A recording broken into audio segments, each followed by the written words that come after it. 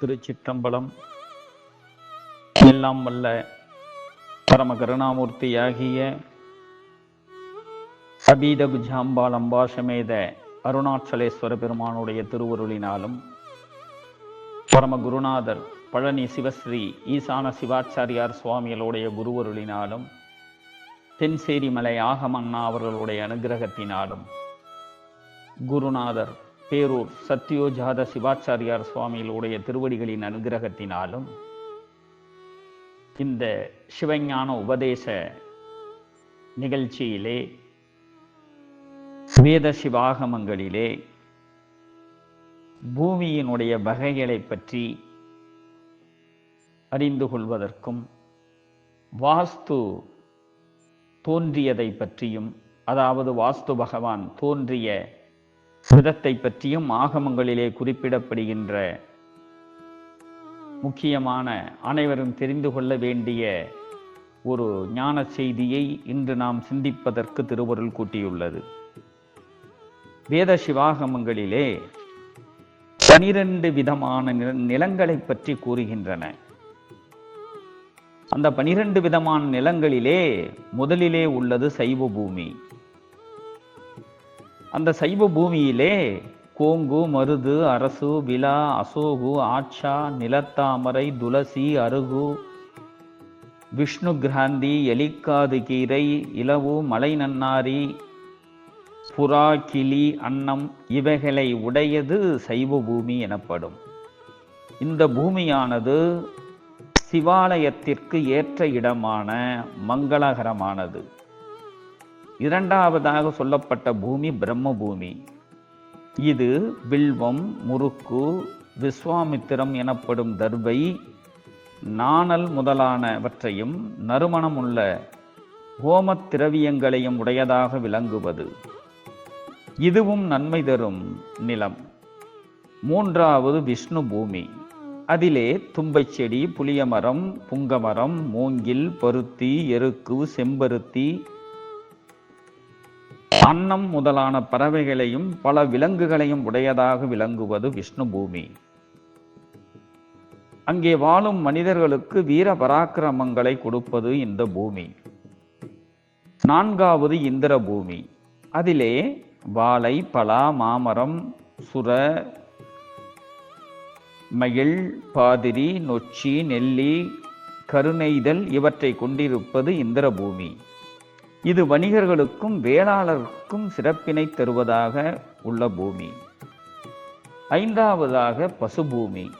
பாதிரி, அயில், அலிஞ்சில் முதலான மரங்களையும் பூனை, கீரி, முயல், சென்னாய், உடும்பு முதலான பிராணிகளையும் சகோரம் முதலான பறவைகளையும் உடையது பசுபூமி. இது தனதானியங்களின் வளர்ச்சியை கொடுக்கும், வீரியத்தையும் தைரியத்தையும் ஓங்கச் செய்கின்ற பூமி. ஆறாவது பூத பூமி. அதிலே பெருநொச்சி, குறுக்கத்தி, அருகு, அலிஞ்சில், முறுக்கு, மல்லிகை, அலரி, இலுப்பை முதலானவற்றை கொண்டு நறுமணம் பரப்பி விளங்கும். இது அன்னத்தையும் புஷ்டியையும் கொடுக்கக்கூடியது. இது பூத பூமி. ஏழாவதாக உள்ளது ஆசுர பூமி. பருந்துகளும் வேடர்களும் நிறைந்த தீ நாற்றம் உடைய இந்நிலத்தில் செரா, மருது, ஓமை முதலான மரங்களும் கொடிய விலங்குகளும் அதிகமாக காணப்படும். அங்கே வாழுகின்ற மனிதர்களுக்கு இடையே கலகங்களை தோற்றுவிக்கக்கூடியதாக இந்த நிலம் அமையும். இதற்கு ஆசுர பூமி என்று பெயர். எட்டாவதாக பைசாச பூமி. இதுவும் துர்க்கந்தம் உடைய நிலமே.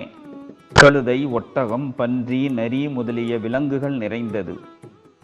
இலவு, மகிழ், சான்றி, நறுவில் முதலான மரங்களை உடையது. வேடர்களுக்கும் சண்டாளர்களுக்கும் இருப்பிடமாக இலங்குவது. இந்த பூமி அழிவுகளை கொடுக்கக்கூடிய பூமி. ஒன்பதாவதாக ராட்சச பூமி. பரிமளப் பொருள்கள் நிறைந்து விளங்கும். இவ்வகை நிலத்தில் மிளகு, வெல்லமும் நச்சுப் பொருள்கள் பலவும் அதிகமாக காணப்படும். தலைவலி முதலான நோய்களையும் நாளுக்கு நாள் அழிவையும் கொடுக்கக்கூடியது இந்த நிலம். இந்த நிலத்திற்கு ராட்சச பூமி என்று பெயர். அடுத்ததாக வாயு பூமி.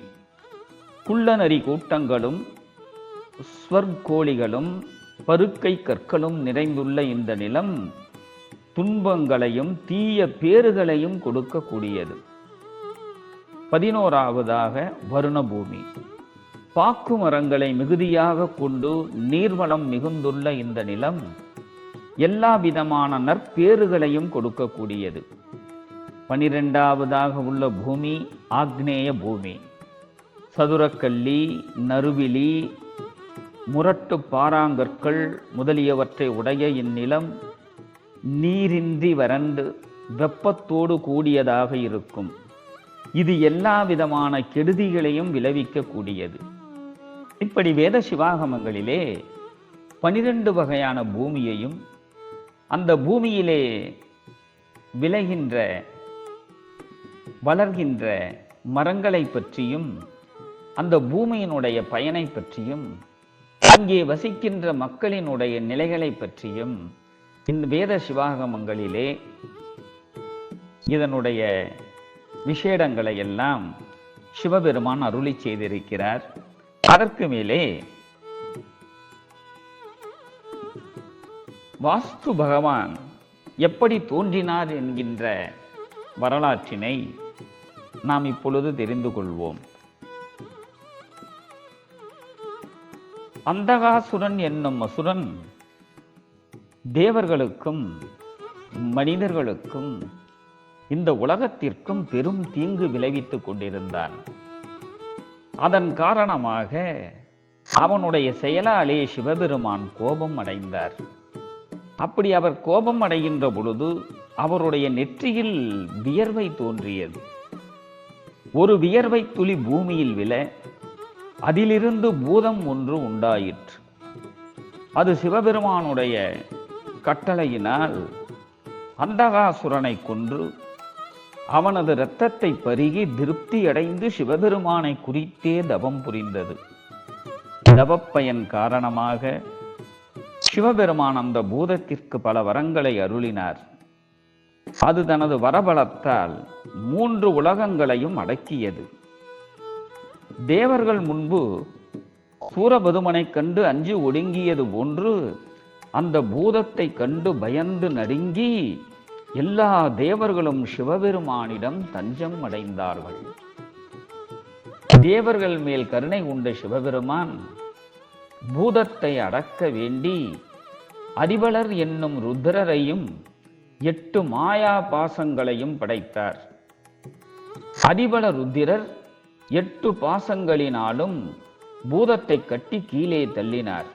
பிறகு பிரம்மன் முதலான 53 தேவர்களை அந்த பூதத்தின் தேகத்தில் வசிக்குமாறு செய்தார். தனது தேகத்தின் ஒவ்வொரு இடத்தில் ஒவ்வொரு தேவர் இடம் கொண்டு வசிக்க அப்பூதம் வாஸ்து புருஷன் என அழைக்கப்பெற்று சிவபெருமானுடைய கட்டளையினாலே நிலத்தில் படிந்து உறங்கிக் கொண்டிருக்கின்றது. தேவதைகள் வாசம் செய்வதால் வாஸ்து எனும் பெயர் உண்டாயிற்று. இப்படி வேத சிவாகமங்களிலே பூமியை பற்றியும் வாஸ்து பகவான் தோன்றியதை பற்றியும் அறிந்து கொள்வதற்கு இன்று நமக்கு திருவருள் கூட்டியது. இன்னும் பல அரிய பல ஞான செய்திகளை குருவருளினாலே சிந்திப்போம் என்று சொல்லி இன்றைய சிவஞான உபதேசத்தை இந்த அளவிலே நிறைவு செய்கின்றேன். மேன்மைகுள் சைவநீதி விளங்குக உலகமெல்லாம். திருச்சிற்றம்பலம்.